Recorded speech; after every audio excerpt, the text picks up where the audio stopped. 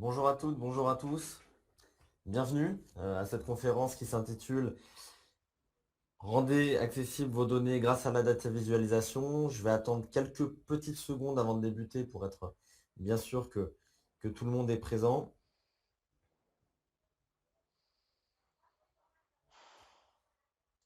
Donc je m'appelle Jérémy Jantet, je suis responsable commercial et marketing chez Sphinx. On est éditeur de logiciels d'enquête et d'analyse de données et on est également institut d'études depuis maintenant 35 ans. On est basé en France. Et l'objectif aujourd'hui, ça va être donc de vous parler pendant environ 35 minutes du thème de la data visualisation. Je vais garder quelques questions pour la fin. Donc n'hésitez pas via le chat à en poser si vous le souhaitez. Voilà, j'y répondrai à la fin de manière orale. Je vais donc vous partager mon écran pour vous montrer le support évidemment qui est prévu.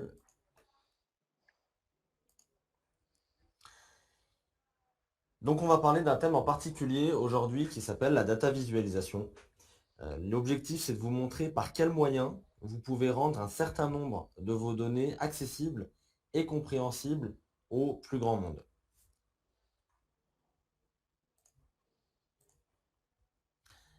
Alors, quatre parties vont jalonner, on va dire, cette présentation. La première, ça va être une explication sur l'intérêt de la data vise. Qu'est-ce que ça signifie? En quoi c'est un élément important?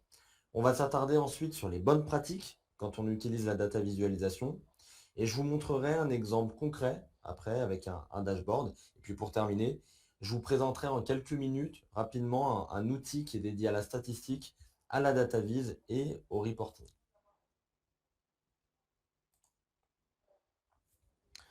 On va débuter avec un constat qui devrait évidemment pas vraiment vous étonner, mais qui me semble aujourd'hui nécessaire pour bien comprendre l'intérêt de la data visualisation. Toutes les entreprises, peu importe leur secteur d'activité, collectent aujourd'hui des données qui sont issues de différentes sources, comme des enquêtes par exemple, comme des données commerciales ou des avis clients. Parfois, ça peut être avec des volumes qui sont importants. Et on peut voir que ces volumes ont vraiment une tendance à augmenter d'année en année. J'imagine d'ailleurs que c'est le cas pour certains d'entre vous, voire pour l'ensemble d'entre vous. Vous avez des bases de données aujourd'hui chez vous qui sont indépendantes, qui sont dans différents formats, et vous avez besoin de les traiter, vous avez besoin de les regrouper pour que ces bases se transforment finalement en indicateurs qui sont pertinents et qui vont pouvoir vous servir par la suite. Ces données que vous avez, elles sont souvent complexes et il n'y a pas grand monde finalement pour réussir à les traiter. Alors hormis évidemment les experts de la data, de la statistique, parce que finalement elles demandent d'importantes opérations de traitement et de mise en forme et que c'est pas possible pour tout le monde d'avoir ces compétences de traitement et de mise en forme. En plus de ça, il faut souvent être équipé de plusieurs outils pour l'analyse statistique, pour la mise en forme, pour le partage. Donc tout ça, ça demande du temps, ça demande de l'expérience, puis ça demande des compétences qui peuvent être, je vais dire, ultra spécifiques. Du coup, eh ben, ces données elles sont souvent mises de côté. Elles ne sont pas vraiment traitées comme il le faudrait, alors qu'au fond, on peut dire qu'elles sont quand même une source, je dirais, incroyable d'informations pour l'activité d'une entreprise et qu'elles vont servir, une fois qu'elles sont traitées, à orienter un certain nombre de réflexions et un certain nombre de prises de décision. Deuxième point qu'on va aborder ici, ce sont les objectifs. On voit finalement, on l'a vu sur l'échange, sur cette première slide, que les données évidemment sont complexes, qu'il faut les traiter, mais la question derrière, c'est quels sont les objectifs qu'il va y avoir derrière cette exploitation. Si on veut que ces données soient pertinentes pour l'ensemble des acteurs de l'entreprise, il faut absolument les rendre digestes, il faut les rendre accessibles, il faut les rendre compréhensibles pour tous. Pour qu'elles aient un vrai impact, il faut les rendre compréhensibles pour les managers, mais aussi pour les employés, finalement pour des profils, pour tout type de profil.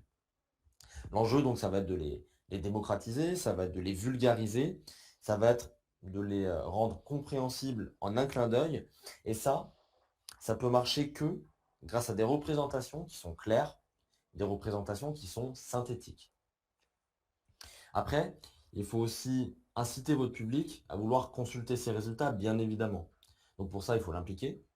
Il faut lui proposer un contenu qui va être innovant dans la forme. Et ça passe notamment par du dynamisme. Ça va passer par de l'interactivité. Et puis, ça va passer aussi par des visuels qui sont adaptés par une consultation ludique. Il faut vraiment donner envie à votre cible de consulter des résultats. Et puis, l'autre objectif, c'est évidemment, il faut que ces efforts de simplification, ils permettent à ceux aussi qui analysent les résultats, pas à ceux qui les consultent, de gagner du temps. Pour gagner du temps, le mieux, c'est de créer un seul et unique rapport. Peu importe finalement le nombre de cibles que vous allez avoir. Et ça passe souvent par des fonctions de reporting, notamment, avec la possibilité que chaque cible, chaque profil différent puisse accéder à des résultats qui sont filtrés grâce à des identifiants qui sont personnalisés. Donc chaque cible, chaque profil, euh, tout le monde accède au même rapport, mais chaque profil, grâce à des identifiants, accède uniquement aux résultats qui les concernent. Donc c'est un gain de temps pour la personne qui crée les rapports, puis un gain de temps évidemment pour celui qui les consulte, puisqu'il a accès non pas à tout un tas de résultats qui ne le concernent pas, mais à l'ensemble des résultats qui le concernent. Donc finalement, si je résume grossièrement, il faut un moyen pour synthétiser l'information, il faut trouver un moyen pour la rendre accessible à tous via des présentations modernes, dynamiques, tout en permettant au chargé d'études ou à celui qui fait les analyses de gagner du temps. Et du coup, le moyen, la technique qui convient bien dans ces cas-là, pas de surprise vu le titre et le sujet de notre conférence, c'est la data visualisation. Alors comment est-ce qu'on peut définir au mieux le terme de la data visualisation? La data vise, c'est l'art de rendre compréhensible des multitudes de données par des représentations qui sont visuelles, qui sont dynamiques et qui sont accessibles à tous. C'est aussi synthétiser, c'est faire parler les données afin de faciliter la prise de décision grâce à des indicateurs et à des dashboards interactifs. Donc cette définition, elle répond bien, je dirais, au constat qu'on vient de décrire. Elle répond aux objectifs principaux. Alors évidemment, c'est la définition, c'est la théorie.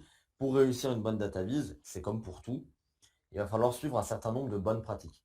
Ce que je vous propose sur la deuxième partie de cette présentation, c'est de vous montrer les bonnes pratiques, en tout cas une partie des bonnes pratiques qui correspondent à la data visualisation. Déjà, il faut absolument bien définir les objectifs d'une bonne data vise, enfin d'une data vise en tout cas. Quelles vont être vos cibles? Quelle histoire vous souhaitez raconter? Quelles sont les informations pertinentes à mettre en avant? Ces objectifs-là, ça va être la base de votre data vise. Il va falloir aussi adapter la restitution au type de données. Et par exemple, quand il s'agit d'une enquête, au type de questions qu'on va souhaiter analyser. Ce que je vais dire est assez évident, on va dire, mais on ne représente pas de la même manière une question fermée et une question ouverte. Il faut aussi prendre en compte notre cible pour adapter le discours. On ne s'adresse pas de la même manière également à des profils terrain et à des profils marketing, communication ou autres. Et puis, il faut aussi sélectionner les restitutions en fonction de ce qu'on souhaite montrer. Vous le voyez ici sur les différents éléments graphiques qui sont présents. Dans le cas d'une distribution, on peut choisir un graphique en barre. Pour une comparaison, on va pouvoir restituer sous forme d'histogramme à double entrée. On le voit ici avec le graphique central. Et puis, pour une tendance, si on souhaite montrer une tendance, une évolution dans le temps, on va pouvoir choisir une courbe. Et notamment dans certains graphiques, plusieurs courbes qui vont se superposer pour montrer les résultats de différents mois ou de différentes années.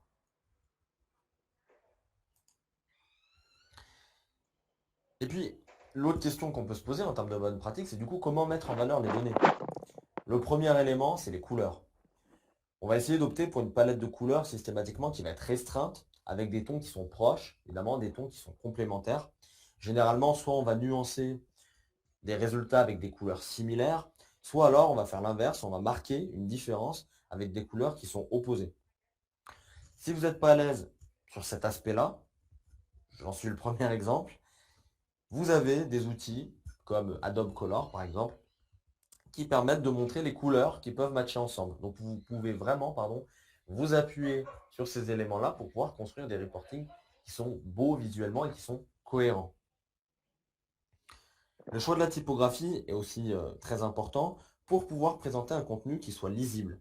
Il faut, par exemple, éviter d'alourdir la restitution avec un trop grand nombre de textes. C'est aussi préférable de présenter un dashboard sur un seul écran et de ne pas avoir à scroller pour accéder aux différentes informations. Autre point à noter, le troisième qui est présent ici, ça va être le fait de hiérarchiser les informations. On peut choisir de montrer qu'une seule partie des valeurs, par exemple, au lieu de présenter toutes les modalités d'une question, on peut montrer le mode, c'est-à-dire la modalité qui est la plus citée par les répondants. Vous le voyez sur l'exemple qui est ici, c'est une question sur les activités dans le tourisme. On voit que le farniente, 51%, la modalité la plus citée. Donc ça permet d'avoir une réponse rapide, claire et l'indicateur peut être principal. On peut aussi faire le tri des informations par ordre croissant ou décroissant pour rendre les graphiques plus lisibles. Et puis, on peut aussi jouer sur la taille de la police pour faire ressortir certaines informations clés. Dernier petit point sur les bonnes pratiques. Ensuite, on basculera sur un exemple concret, comme je l'évoquais tout à l'heure, pour vous montrer vraiment à quoi peut ressembler une data vise. Donc pour terminer, et dans l'objectif vraiment d'impliquer au mieux le lecteur, c'est, on va dire, absolument nécessaire d'apporter un contenu qui soit innovant sur la forme, de le rendre ludique pour inciter à explorer les données. L'exploration, elle peut s'effectuer par des techniques de storytelling, comme on le voit noté ici, pour donner vie aux données, on va dire. On va apporter de l'interactivité, on va apporter du dynamisme, on va utiliser des filtres, on va déclencher des analyses en cascade. Tout ça pour vraiment apporter de l'interactivité, donner envie de consulter les résultats et j'ai envie de dire presque de s'amuser dans la compréhension des résultats. Alors tous ces éléments, ils ont plutôt trait au design, mais il n'empêche que la clarté de l'information, elle doit toujours être plus importante que la beauté de votre reporting. Il est préférable de présenter qu'un message par écran pour éviter de diluer l'information. Par exemple, dans un contexte RH, si vous avez des informations liées au pilotage des effectifs, liées aux rémunérations, elles doivent être absolument séparées, de ne pas être sur un même écran, de ne pas être sur une même vue, sinon on va perdre en lisibilité évidemment de l'information. Donc la clarté, elle passe par ça. Elle passe aussi par le respect d'un schéma de lecture.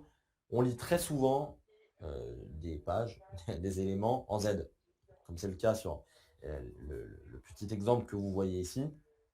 C'est donc un élément qui est à prendre en compte dans la construction de votre reporting. Voilà, donc maintenant qu'on a évoqué les bonnes pratiques, je vais vous montrer un exemple concret de restitution qui utilise la data vise. Évidemment, ça va être une restitution qui est en ligne, puisqu'on va vouloir jouer sur les aspects de dynamisme et d'interactivité qu'on vient d'évoquer pendant une bonne partie de la présentation. Donc, ce serait dommage de passer à côté de ça. Donc, je vais vous montrer un exemple. Alors, c'est une enquête exemple qu'on a faite, qui est liée au tourisme lacustre, donc aux touristes qui se rendent dans à proximité des lacs. On est sur une plateforme qui peut être modifiée graphiquement selon vos besoins. Évidemment, ce n'est pas un modèle, c'est un exemple. Et on voit directement une page avec différents onglets, différentes rubriques, des éléments sur les touristes, sur leur profil et sur leur expérience, notamment en termes de satisfaction. Chaque onglet renvoie vers une analyse propre de cette thématique du tourisme lacustre. Je ne l'ai pas montré ici, mais on pourrait très bien accéder à cette page via des identifiants et des mots de passe, via des accès restreints, pour accéder, comme on l'évoquait tout à l'heure, uniquement aux résultats qui nous concernent et qui nous intéressent.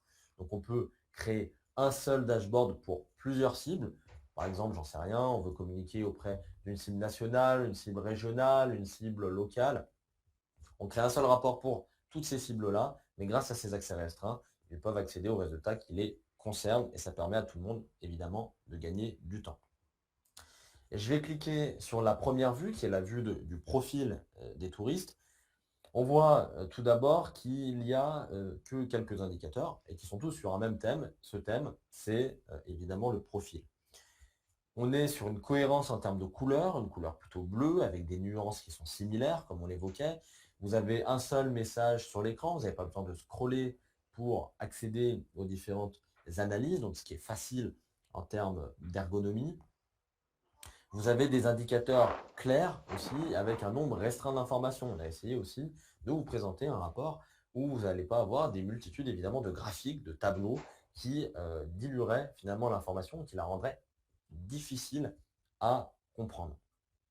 Là, on le voit, on est sur une vue générale, on voit que le profil des touristes, c'est plutôt des touristes de plus de 40 ans. Alors, en CSP, en catégorie socio-professionnelle, qui peuvent être retraités, employés, ou d'autres catégories qui vont plutôt chez de la famille, chez des amis pour être hébergés. C'est plutôt des Britanniques d'ailleurs qui répondent. Alors sur les Français, on est plutôt sur des Français qui vivent dans le sud de la France, on a 20% qui sont en Occitanie. Et puis, euh, nos touristes ont tendance à apprécier le farniente, la baignade et la promenade à pied. Et puis, ils pratiquent un peu moins le vol à voile, le canoë-kayak ou l'équitation. Maintenant, moi, ce qui va m'intéresser, c'est d'explorer les données. Donc ça, c'est des données générales, mais j'aimerais en connaître plus, par exemple, j'en sais rien, sur les plus de 40 ans. Eh bien, je peux cliquer sur mon graphique sur les plus de 40 ans. Toutes mes données vont être filtrées en fonction de cette cible-là. Donc les plus de 40 ans, principalement, sont des retraités. Donc bon, il faut dire que les plus de 40 ans, c'est assez large. Ils sont logés de manière assez équivalente entre la location et l'hôtel. Donc il y a déjà un petit peu plus de moyens, hein, on voit. C'est plutôt des Britanniques, pareil, qui viennent du sud de la France, en tout cas ceux qui sont français, et puis qui vont privilégier le farniente, la promenade à pied, la baignade et beaucoup moins le rafting ou par exemple le canoë-kayak. Et puis pour aller un peu plus loin, aussi, ce qui m'intéresserait, c'est de savoir les plus de 40 ans en région Rhône-Alpes, par exemple, quels sont leurs résultats. Et au-delà de savoir quels sont leurs résultats, on a une question ouverte dans notre enquête qui est, en quelques mots ou quelques phrases, partagez votre expérience et vos impressions sur votre séjour. Donc j'ai envie de savoir qu'est-ce qu'ils disent finalement mes quadragénaires qui sont en Rhône-Alpes. Bon, on a assez peu de réponses, on en a 9, hein. C'est un exemple. On voit qu'ils parlent du lac, on voit qu'ils parlent du pédalo, du restaurant, de choses apaisantes.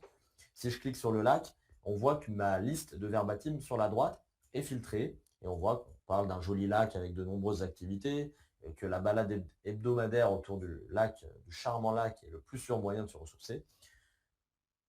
On voit un petit peu des infos sur le profil. Donc voilà, c'est comme ça, ces éléments-là d'interactivité, de dynamisme, de storytelling que j'évoquais tout à l'heure, on les voit ici. C'est-à-dire qu'on a une vue générale, en peu de clics, on peut accéder à des résultats qui nous concernent et on se les approprie facilement parce que c'est vraiment les principaux résultats qui sont présents ici et qui sont accessibles surtout à tout le monde parce que ce sont des éléments compréhensibles même pour ceux qui ne maîtrisent pas forcément les statistiques. Les dépenses par profil, autre vue que je peux vous présenter, on a un certain nombre d'indicateurs au centre, la dépense totale moyenne, la dépense totale minimum, la dépense totale maximum, les dépenses par hébergement. Et là aussi, de manière tout à fait ludique, je vais pouvoir aller filtrer ces indicateurs via mes catégories qui sont sur la gauche, par exemple. Je vais vouloir m'intéresser à ceux qui vont à l'hôtel, par exemple.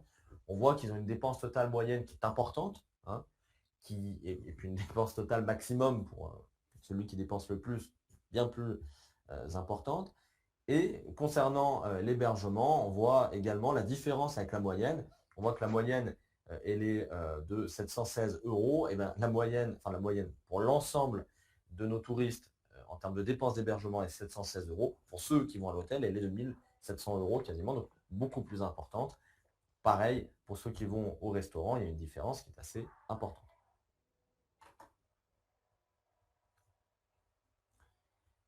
Donc vous voyez encore que ce type de vue-là, elle évite notamment d'avoir un grand nombre de graphiques, un grand nombre de tableaux, et on peut vraiment très rapidement accéder à la restitution, aux résultats, aux données qui nous intéressent. Avant-dernière vue que je vais vous montrer, avant de basculer ensuite dans une démo rapide de notre outil, c'est une vue sur la satisfaction qui regroupe les principaux indicateurs en lien avec la satisfaction. On a la satisfaction, on a l'intention de retour, on a la recommandation avec notamment le fameux score NPS qui est aujourd'hui très connu. On voit la jauge, des jauges avec des moyennes. Alors ici la jauge est bleue, mais on pourrait imaginer qu'avec la mise à jour des résultats en temps réel, On peut avoir soit une jauge qui passe en vert si les résultats augmentent, ou en rouge si les résultats descendent en dessous d'un certain seuil. On voit sur le NPS très vite que finalement on a plus de détracteurs que de promoteurs, donc plus de personnes qui ne recommandent pas du tout notre, euh, notre tourisme lacustre, contre une partie qui apprécie ce type de tourisme. Et si j'ai envie d'en savoir plus sur mes promoteurs, il me suffit encore une fois de cliquer, par exemple, sur les promoteurs pour voir que c'est plutôt des personnes supérieures à 40 ans, plutôt des retraités, plutôt des personnes qui vont à l'hôtel, qui sont françaises, qui font du farniente, donc certainement des personnes qui ont des moyens financiers plus importants que les autres. On peut voir également, comme on l'évoquait tout à l'heure, l'évolution, le suivi de tendance avec des courbes, avec des résultats par mois et comparés évidemment par année. Et puis, on a des analyses plus avancées, des analyses vraiment d'aide à la décision, comme la matrice importance-performance, qui permet de voir très rapidement quels sont les critères sur lesquels votre entreprise doit progresser en se basant notamment sur la satisfaction client et sur l'importance que représente chaque critère pour eux. Donc là, on voit très bien que les points forts, ça va être l'eau et le soleil, le fait de voir du monde, etc. Par contre, que dans le tourisme lacustre, a priori à Annecy, comme l'enquête est plutôt sur un tourisme sur Annecy, on voit que le sport et les activités organisées, c'est pas terrible et il faudrait pouvoir améliorer cette partie-là qui est importante pour nos clients, mais sur lesquels on n'est pas suffisamment performant. Et puis, dernier point, ça va être une vue, on va dire, verbatim. C'est-à-dire que, comme je vous l'ai dit tout à l'heure, on l'a un peu entreaperçu en regardant le profil des plus de 40 ans qui habitaient en Rhône-Alpes. On a une question ouverte, on a envie de savoir un peu ce qui se dit. Alors ça, c'est un premier niveau d'analyse des verbatims, parce qu'on pourrait aller beaucoup plus loin qu'un simple nuage de mots. On pourrait faire de l'analyse de contenu, créer des thèmes, des sous-thèmes, pouvoir suivre leur évolution dans le temps. On pourrait les croiser avec des données quantitatives. Là, on est vraiment sur une représentation de premier niveau, simple, et on voit qu'évidemment, l'impression sur le séjour, ce qui revient le plus, c'est le lac, c'est des éléments magnifiques, c'est les balades, c'est le soleil, c'est la baignade. Évidemment, plus le mot apparaît en gros, plus il est cité. On voit le nombre d'occurrences ici. Et par exemple, si on clique sur lac, on voit encore une fois dans quel contexte ces éléments ont été définis. Chaque mot est lématisé, il y a un processus de lématisation. Par conséquent, tous les verbes sont à la forme infinitive, les noms, les adjectifs sont à la forme masculin singulier. Voilà ce que je voulais vous présenter sur ce dashboard-là, qui est, à mon avis, un bon exemple du DataVis. Il est rapide à consulter, il présente les principaux résultats. Chacun peut se les approprier en explorant ce qui l'intéresse, en utilisant des effets de scénarisation, par exemple. Il respecte bien les bonnes pratiques en termes de design. Il est accessible à tout type de profil et il reste assez rapide à créer. Du coup, sur les prochaines minutes qui restent et avant de vous présenter, de répondre à vos différentes questions surtout, je vous propose de vous montrer une solution qui a permis de créer justement ces tableaux de bord sur le tourisme lacustre. Cette solution, elle s'appelle DataViv by Sphinx. C'est un outil qui est unique parce qu'il regroupe la statistique, la data visualisation et le reporting. Grosso modo, vous allez importer vos données, vous les analysez, vous les mettez en forme et vous les partagez de manière dynamique et interactive dans une seule interface avec le résultat qu'on a pu voir. Ça vous permet d'éviter de jongler entre différentes solutions qui sont spécialisées dans une seule étape à la fois, comme c'est souvent le cas aujourd'hui. Donc je rentre un identifiant et un mot de passe, j'arrive sur un ensemble de projets. Chaque projet est équivalent à une base de données qu'on a pu importer. J'ai plusieurs vues, je vais aller directement sur une vue existante que vous allez très vite reconnaître puisque c'est celle sur laquelle on a travaillé. Donc là, vous avez accès à l'environnement de l'outil. Vous avez sur le bandeau du haut 3 onglets principaux, données, les données pour consulter les données, pour les mettre à jour, pour les importer. L'onglet analyse, qui est votre onglet pour analyser vos résultats et les mettre en forme, et l'onglet reporting pour pouvoir les partager à travers une plateforme, notamment avec les onglets tels qu'on a pu le voir en début de présentation de l'exemple concret. Sur la gauche, vous avez l'ensemble des variables et et des données de votre enquête. Sur la droite, vous avez les analyses disponibles, des analyses à plat, des analyses croisées, des analyses avancées. Il y en a un certain nombre que vous pouvez consulter ici. Je ne vais pas évidemment toutes vous les présenter parce que le temps me manquerait. Je vous laisse les regarder rapidement. Les analyses textuelles et sémantiques, donc on est plutôt pour le coup sur du quali, sur des nuages de mots, sur la codification, sur l'import de dictionnaires pour aller beaucoup plus loin, sur l'orientation des verbatims, et un certain nombre d'éléments qui ont plutôt trait au design pour pouvoir améliorer et designer votre rapport. Au centre, vous avez votre feuille de travail et évidemment un environnement qui sera visible ensuite pour les lecteurs dès que vous aurez publié et partagé votre rapport. Je vais créer un nouvel onglet pour vous montrer un petit peu ce qu'on peut faire aujourd'hui. Alors, par exemple, si on veut faire une analyse, on peut soit aller chercher dans les analyses présentes ici, soit faire du drag and drop.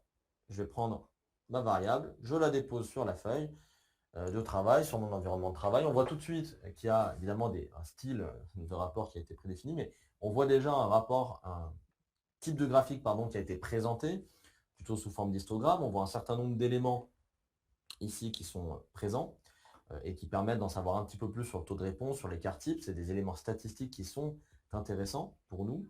Et puis sur le bandeau de droite qui vient de s'afficher, on a la possibilité d'accéder à un certain nombre d'options. Le fait de présenter un tableau ou un graphique, le fait de pouvoir gérer les modalités, de choisir le graphique qu'on veut présenter, de pouvoir jouer sur les couleurs, de pouvoir accéder notamment à la mise en place de tests statistiques. Là, les commentaires automatiques, c'est ce qu'on voit ici. Un certain nombre d'éléments, en tout cas, qui vous permettent d'en savoir plus sur la pertinence de votre analyse. Et puis, on a aussi les scénarios qui nous permettent de déclencher, ensuite, on le verra, des analyses, des filtres et, par exemple, des illustrations ou des analyses en cascade. Pour cette analyse-là, moi, ce qui m'intéresse, c'est par exemple voir simplement un indicateur. Alors, je vais par exemple enlever les commentaires automatiques parce que ce ne sera peut-être pas forcément pertinent pour ceux qui consulteront les résultats. Donc là, on voit que la moyenne est de 6,2. On le voit très rapidement. C'est la moyenne de cet indicateur de satisfaction. Je peux aussi le présenter sous forme de jauge, comme on le voit ici, et jouer sur les couleurs et définir des seuils, comme on l'évoquait, de se dire que si ma valeur moyenne est inférieure à 5, par exemple, on va être, ce qui n'est pas le cas ici, je pourrais le changer, bien sûr, mais en rouge, ou quand c'est supérieur à 7 ou 8 sur 10, elle serait par exemple en vert, ce qui permet d'avoir une évolution rapide et de comprendre très rapidement la tendance. Autre élément qu'on peut voir, un autre graphique simple, je vais prendre un graphique par genre, les hommes, les femmes. Hop, moi, ce qui m'intéresse là, c'est de faire ce qu'on appelle des images remplissables. Je vais faire quelque chose de plus visuel et je vais décider d'aller choisir des pictogrammes parce qu'on a toute une bibliothèque de pictogrammes et d'images qui sont disponibles. Hop, je vais choisir un visage d'homme, un visage de femme pour être évidemment le plus cohérent possible. Et on voit évidemment que plus l'image est remplie, plus évidemment le résultat est important. Et puis dernier point que je vais vous montrer, simplement pour vous montrer à quel point c'est facile de pouvoir faire des choses assez jolies et compréhensibles, je vais vous montrer une analyse avancée, une matrice importance-performance, telle que celle qu'on a pu voir tout à l'heure.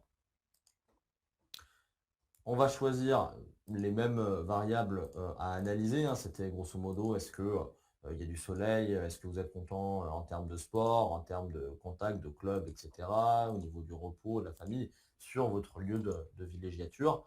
Je vais comparer à la satisfaction, puisque si vous vous souvenez bien, c'est là l'élément principal de comparaison et de corrélation. Je vais enlever le tableau et vous voyez tout de suite, il m'a fallu 3 clics, il m'a fallu 30 secondes pour faire cette analyse et de voir donc les résultats qu'on avait évoqués tout à l'heure. Ensuite, on a ces effets de scénarisation qu'on peut vous montrer et notamment se dire, ok, est-ce que les résultats varient selon si on est un homme ou si on est une femme? On va lancer un scénario de filtre. Hop, je filtre ces deux analyses-là. Ok, je clique sur les hommes et je vois les résultats qui évoluent quand on est un homme ou quand on est une femme. Voilà, l'idée c'était vraiment de vous montrer très rapidement la facilité qu'on pouvait avoir à réaliser ce type d'analyse. Si évidemment vous voulez en voir plus, puisque on est un peu limité par le temps, il ne faut pas hésiter à nous contacter. Je voulais vous montrer aussi la partie reporting avec voilà, les différentes rubriques, les différentes actions qui sont très simples à créer. Chaque onglet envoie vers une analyse qu'on a créée juste avant. Vous avez la possibilité de les partager et de choisir de créer des identifiants pour des profils différents. Et vous pouvez évidemment les diffuser derrière par mail pour donner accès au rapport et aux identifiants et mots de passe qu'on a proposés. Voilà ce que je voulais vous présenter à ce niveau-là.